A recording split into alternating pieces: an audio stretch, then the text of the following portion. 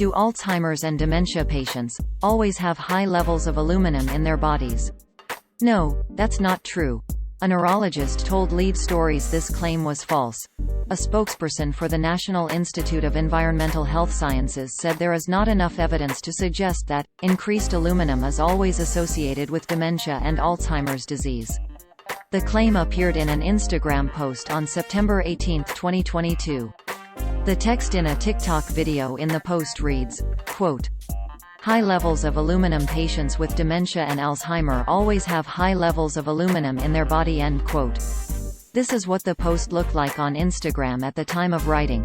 Source: Instagram screenshot taken on Wednesday, September 21, 16 hours 33 minutes and 33 seconds 2022 UTC.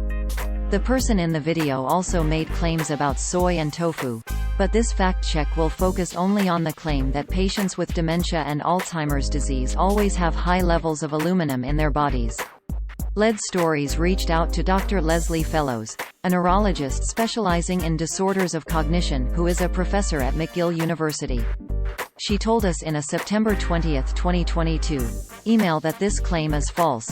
Quote, "It is not the case that there is always an elevated level of aluminum in dementia. Whether there is any consistent relationship between Alzheimer's disease and brain aluminum content is uncertain, with the larger, better conducted studies suggesting that there is no relationship, once other confounding variables are taken into account. There are various hypotheses about how aluminum might be involved in brain toxicity and neurodegeneration that are still under scientific study, although people have been poking around at this for a long time now. The initial claims that aluminum might be important in Alzheimer's disease go back to the 1960s. This is not a prominent idea in the field, at this point."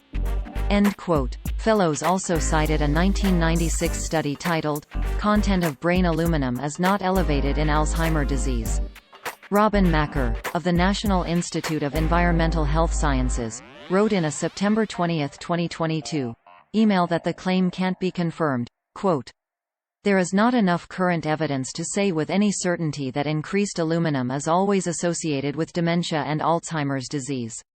End quote. An Alzheimer's Society page titled, "Metals, Aluminum, and Dementia," also says studies have not found a convincing causal association between aluminum and Alzheimer's disease.